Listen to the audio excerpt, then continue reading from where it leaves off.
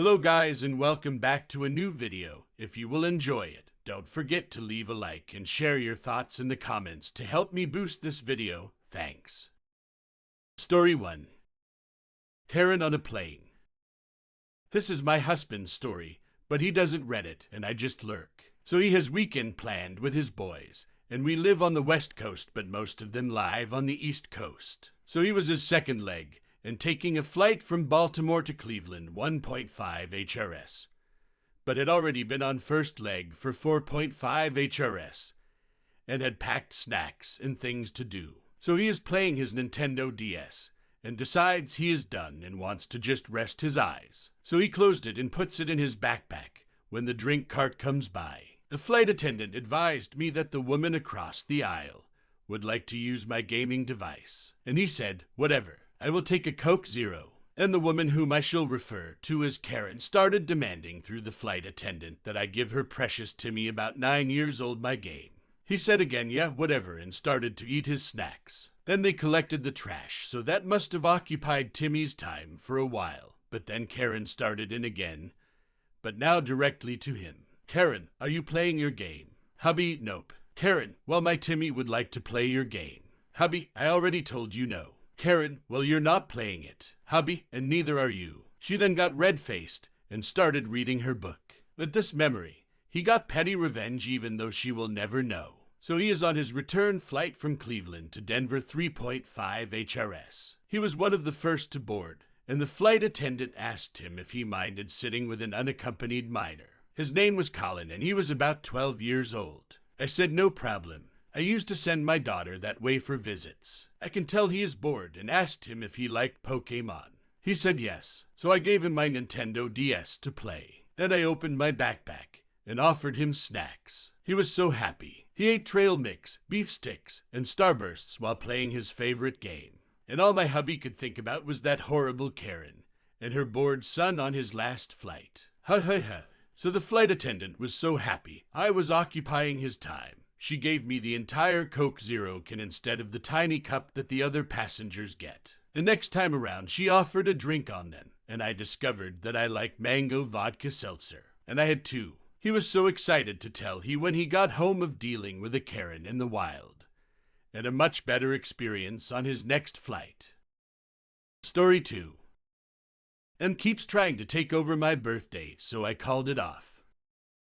Currently, my Trinzen 15 mom is mad that I don't want to celebrate my birthday. My birthday is in a month, and I'll be 16. I hate my birthday. Every single birth I've had since I was in kindergarten was a disaster. I'm not saying that to be dramatic, it's all been a disaster. I remember I was in kindergarten, and I had a birthday on the beach. We were late to my own party. My mom had gotten into 2 fights with random PPL, causing the cops to settle everything.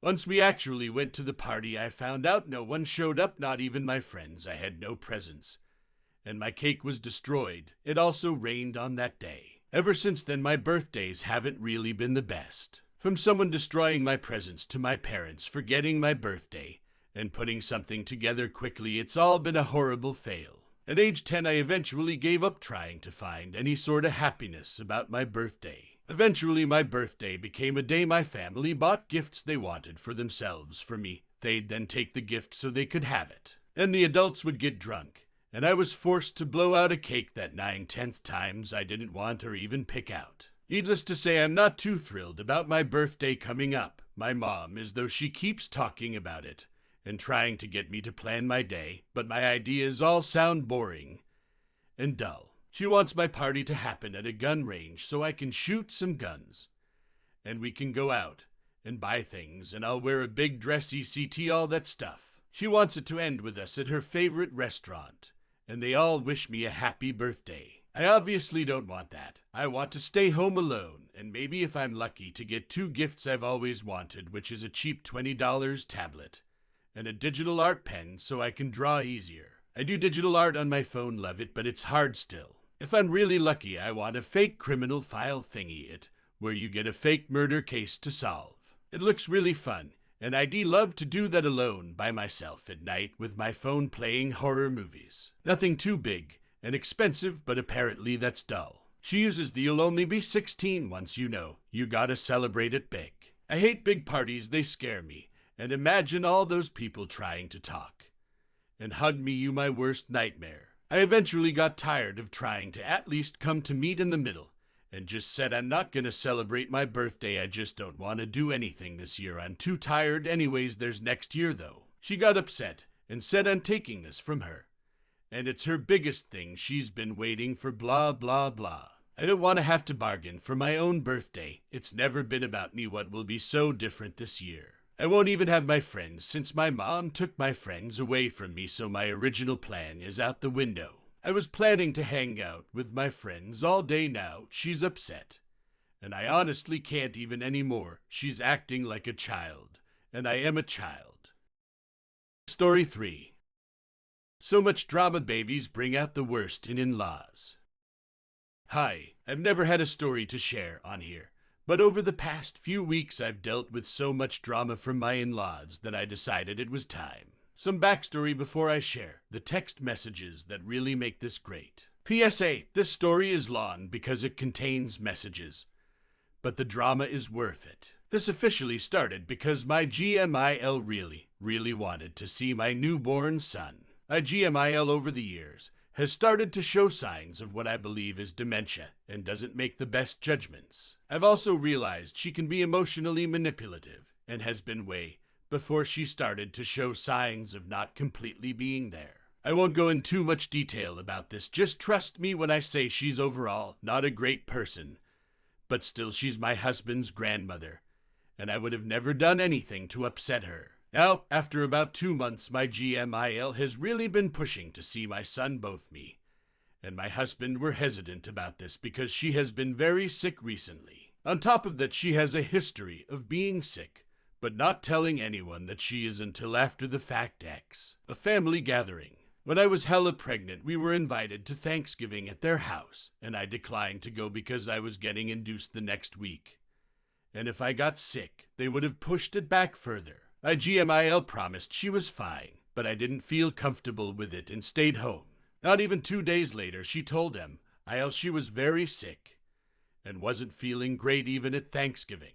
All relevant to why I didn't want her to see my son yet, as we are still deep in RSV season and he had just gotten his first round of vaccines. However, much pushing and guilt tripping from both her, MAL, and Sil, we decided she could meet our son at our house. Just a little detail, we live with my grandmother, and she helps me so much with my son, honestly the most amazing woman ever. We decided if GMIL was going to come over, we were going to set boundaries to make sure our son was safe and have our own peace of mind. The boundaries were that we weren't comfortable with GMIL holding son, but would love for her to finally be able to see him. I specify this because some people see it was wrong that we would exclude her from holding son.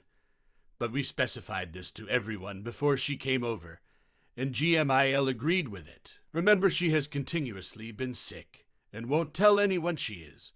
And when it comes time to see son, no way in hell was she going to cancel if she felt ill. On top of this, we said she needed to wear a mask and take a COVID test beforehand. The day that she came over, we received a text from MIL that she also was coming with my GMIL, and asked what time they should arrive. MIL has been to our house a few times, so it wasn't a huge deal. But I realized now it wasn't the best idea. They walk in and GMIL shows my grandmother the COVID test. Not us, but whatever, and proceeds to stuff the mask she was holding back into her purse. At this point, I'm kind of over it, but I just smile and talked to her for a little bit before going back to the kitchen while my husband took the dog outside to use the bathroom. When I was out of hearing range, or so she thought, she asked my grandmother to hold son. My grandmother turned to me in the kitchen and repeated the question, and I simply stated, "Would you mind asking husband when he gets back?" I figured since it's husband's GMIL it would be a lot gentler if he let her down. Instead, GMIL started crying, no actual tears, and exclaimed, "Why does no one like me?" Remember what I said about emotionally manipulative? Yeah, I was uncomfortable. My grandmother was uncomfortable. Our poor other dog in the kitchen with me was uncomfortable. I excused myself to go start laundry after checking with my grandmother. She was okay holding son for another minute before my husband came back in. Immediately when I left the room again, my mistake, my M.I.L. walks over, takes son from my grandmother, and puts him on my GMIL's lap. For the son was smiling and laughing while my grandmother held him, faced him toward GMIL. My son lost it and started screaming. My husband walks in at this point, sees son on GMIL lap, and immediately grabbed him from GMIL and went into the kitchen. I 1049 was shocked and made a snide comment of, "Oh, so no one gets to him son today." Then they both left soon after, and my grandmother apologized profusely for the situation when I found out. It definitely wasn't her fault at all. Now comes the real dramatic part. 3 weeks after what I will now call the incident, my M.I.L. has been calling husband, and we explained to her that we were upset with that happened. She didn't grasp what she did wrong, and the conversation ultimately went nowhere. Another week and more calls, ... Here's where the text message come into the story. Husband to M.I.L. Hey, I want you to know I'm not ignoring you, but I'm still not over what happened. We want you to be a part of ours and son life. But because of the boundaries you broke, we don't feel comfortable having you over for a while. Next week, still the husband, wanna do dinner at mom's on Saturday if y'all aren't busy. I want to see son. Husband, no. Mom still hasn't even tried to talk to us after her, and Nana came here. Next day, still the husband, hey, what's the deal with Mom and Nana? Something's been off since that day they came over there. Y'all have been distant. I just want to know what's going on. Husband, I already talked to Mom, but me and Opus decided that we aren't comfortable with Mom coming over for a while, because she broke boundaries. It's important to us because we did discuss beforehand what we expected, and son health is more important than anything. Still, oh okay, but what boundaries were broken? I'm confused. ... She wasn't sick or anything. She had been around son before that day they went over there. What happened specifically that day that made y'all feel uncomfortable, other than Nana not wearing a mask? Husband, we already told Mom about it, don't worry. Next day, side note, my postpartum depression has gotten extremely bad, and in-laws were starting to be a little much on FB, so I took them off. Still to husband, why did Opus unfriend me and Mom on FB? Stepdad just called and said Mom is bawling her eyes out over this whole situation. I don't know what the deal is, but I hope you realize what y'all are doing to the family. I'm not trying to be in the middle of anything, but Mom and Nana feel like they can't talk to you or Opus. What's the deal? This shit can't go on forever. Y'all need to work it out. Husband, like I said before, we already talked to Mom about it. You said you weren't going to choose sides, and it seems you already have. Please stay out of it. Opus unadded everyone because she has way too much going on and doesn't want to be in the drama. We never said Mom wouldn't see son again, but we still need time. Son is our son, and Mom and Nana broke a boundary that we set even before son was born. Even if someone in Opus's family did the same thing, it would be the same outcome. We were hesitant about Nana coming over at all because of exactly what just happened. Next day, an after phone call with Sil, where Sil said Opus was causing all the drama. Husband to Sil, after that conversation, me and Opus have talked and decided we feel you need to completely stay out of everything going on. We understand you're trying to defend Mom and be a messenger, but you have more than likely have unknowingly taken her side in this when there is no side. We are son's parents, and we get to decide who does and doesn't see him. Cunt. We aren't going to keep going in circles on what boundaries are, because we have already stated multiple times what they were. What matters now is that Mom, and now you can't respect that we need time to just move on from the situation. No one is trying to start drama, but by dragging more people into this, like Dad, you are in fact causing drama, and we don't appreciate it. Cunt. In case you forgot, we were very hesitant on Nana seeing son for the very reasons that happened. Not only did Nana ask to hold son when both Opus and I left the room, but Mom then took it in her own hands to hand son to Nana. We already stated we were concerned for son getting sick and weren't comfortable with her holding him, but that wasn't good enough for them. Son is not a toy. We aren't mad at them, but the situation. But you have nothing to do with it. It doesn't matter, you're the messenger. You can still come see son whenever you want, but we need time away from Mom and to process the situation. Sil, lol, okay. In case you're wondering, yes, Sil did kind of come out left field. I received comments that we shouldn't have just let his continued and just ignored Sil, but we genuinely wanted her to just understand why we were upset, and we would really like her to not get involved. I was starting to feel like maybe I was just a bitch, and posted the text messages names hidden, of course, to a Facebook group called Monster In-Laws. Not even a few hours later, and I received a text from Sil with screenshots of the post. And I have no fucking clue how she found the post, as she is blocked on my FB, but she did. I felt very, very uncomfortable with her just happening upon on my post. Or if someone on a group of thousands of people recognized the story and sent it to Sil. Really not a huge fan of that. When I ignored her text, she sent the screenshots to my husband. Here's what followed. Husband to Sil, can you mind your own damn business? You have done nothing but stir the pot. Opus has had nothing but problems since son was born. And honestly, the last thing she needs is this. I don't know what kind of resentment you harbor toward her, or why you even do, but you've hated her since we got married. Guess what? You're gonna have to deal with it. Opus and son are my family now, and they come before anything. I won't let you or anybody act this way toward us. Decide if this is worth having a semblance of a relationship with us. I don't give a shit at this point because honestly, I have zero interest in ever talking to you again. Still to husband, I haven't done anything.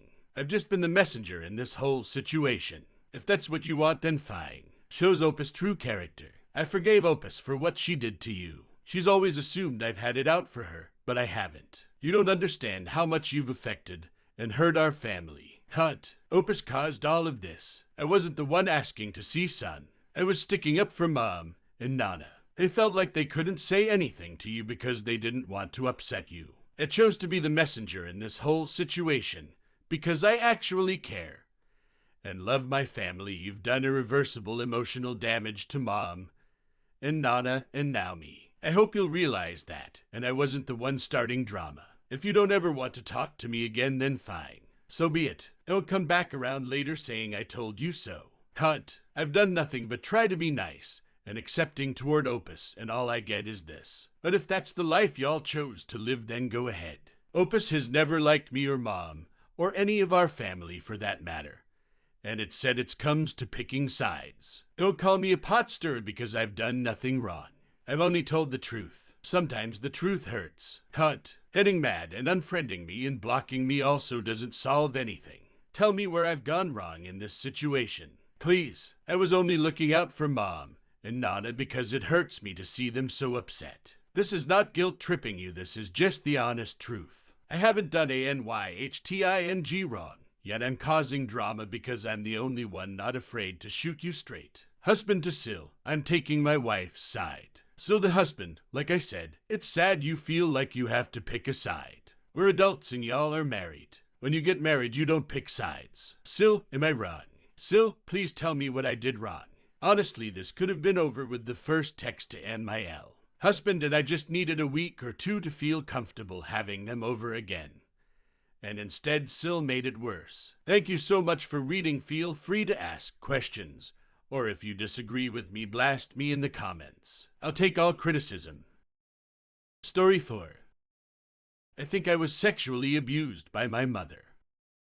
At 21 Fahrenheit, have always had a turbulent relationship with my mother. I am currently almost no contact, except for the occasional holiday she will show up to the family event. Now, I've blacked out a fair amount of my childhood due to trauma and such, but recently I was talking with my grandmother, the woman who raised me in my mother's absence, and it felt like a puzzle piece just clicked. My mother is an extreme drug addict. I'm talking crack, heroin, anything she can get her hands on. She was fired from her fancy nursing job almost 8 years ago for stealing from the medicine cabinet. Because of this, she would always have strange characters around the house. Boyfriends, friends, dealers, and no stranger to sexual harassment or abuse. It's loomed over me my entire childhood, preteen years. Now I'm writing this because I'd always felt like I'd blacked out something bad. It's a major anxiety of mine. Anyway, tonight I was talking to my grandma about childhood and how weird my mother seemed to act. She didn't like me or my little brother sleeping in our own beds. I mean, it was a weird age we finally did start sleeping separately. Like 13, 14th. She conditioned us to need her for basic hygiene things as well.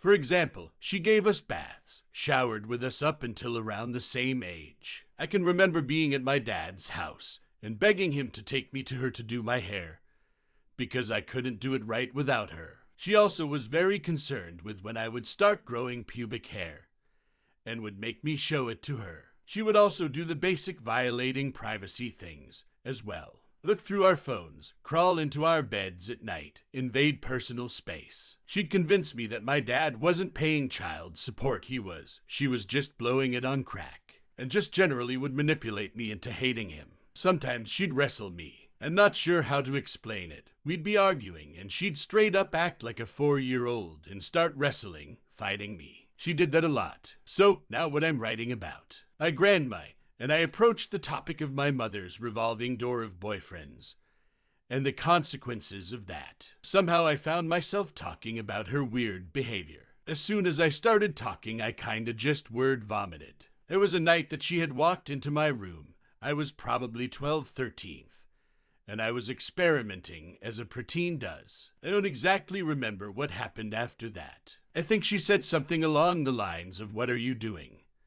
and stared for a minute. Then I remember her getting into my bed and wrapping her arms around me. It's all so fuzzy I don't even know what happened after that. But I know the feeling. I remember how I felt. I'm nauseous thinking about it. I don't know what happened. I'm not sure I want to know what happened. And I can't ask her. I'm humiliated even thinking about it. Sex is kind of difficult for me. I've always had a hard time speaking up for what I want. It's like I'm incapable of it. I'm seeing this amazing guy who wants me to feel good. Only person to ever make me finish. He wants me to tell him what I want. And I feel so bad. I can't. I can't tell him what I want because I don't know. It's like I've never had the opportunity to know. Or I guess it feels like I don't deserve to know what I want. I'm not sure I'm explaining it well. It's been so long since I've thought about it. These days I don't even truly remember what it felt like to be loved by a mother, or if I ever felt it. She's kind of just a smear on my otherwise decent childhood life. I had a good father who did what he could, a decent childhood, an amazing grandma who stepped in.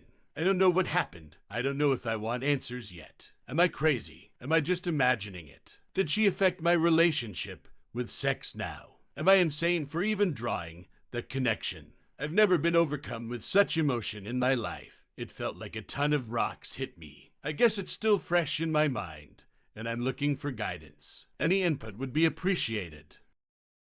Story 5. Mommy Creature would not buy her kid lunch over hockey cards.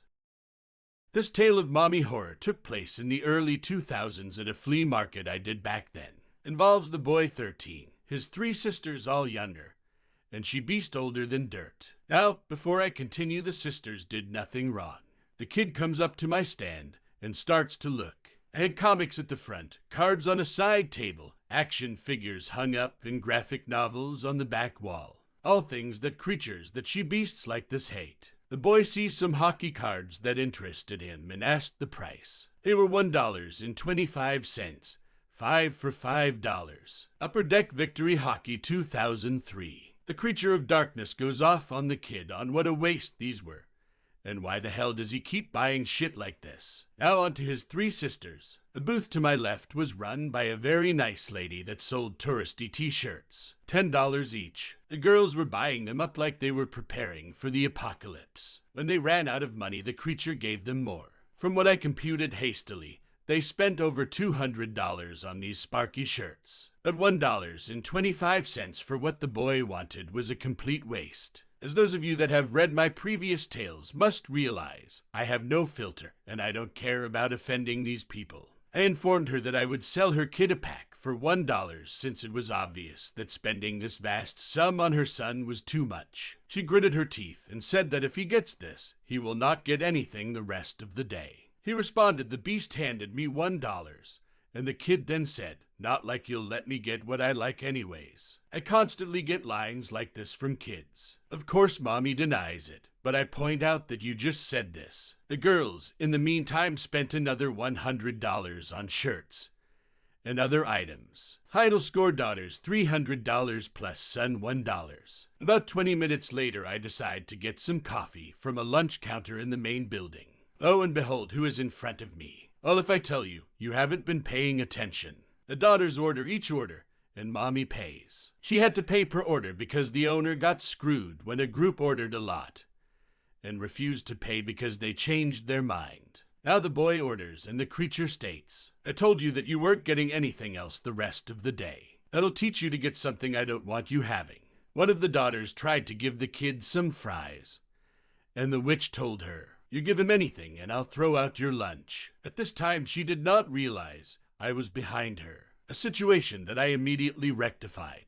I reached into my pocket and pulled out a dollar bill. I tapped her on the shoulder and she turned around and saw me. I then stated rather loudly, since you obviously have no money left after spending over $300 on your daughters, I guess that $1 you spent on your son bankrupted you. Here's the dollar back. I then stated again loudly, Kenny, since this woman is too cheap to buy her son food, I'll pay for it. Had my coffee, paid, and went back to my stand. As I left, people in the food court were yelling at her for being a witch, among other words. At no time did she respond to me, nor did she come to my booth to confront me. The next week, one of the farm stand vendors came to me and told me of his incident with her. He was at the food court during this and saw it. When they came to his booth, he gave the kid an apple. She slapped it out of his hand and said again, I told you that you were not getting anything.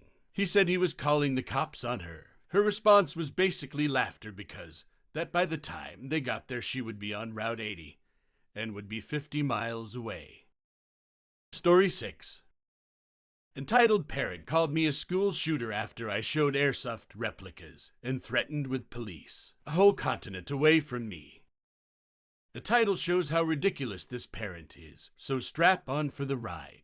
About a month ago, I have bought 3 airsoft guns, a Ruger pistol, an M24 sniper, and an MP5. When they all arrived 3 weeks ago, I decided to show my friends on Discord the equipment I bought for airsoft games. Now there are 4 people in this group. They all are great friends except one. Let's call him Jake. He has the most strict, anti-gun, helicopter parent I have ever seen. And even if I as much as mention a gun, his mom blows up on us. The call was started by me, followed by fake names Leon, Mike, and Bob. Bob is the funny one in the group. Mike is that chill guy. Leon is a massive gun enthusiast. Yes, they're important to the story. We all hop on. I turn on my camera to show off the weapons and how realistic they're looking, but then Jake hops on with his mom in the background talking on the phone and greets us all. Then follows by getting onto the camera feed, seeing me showing the guns to the rest of the group. His mom gasps,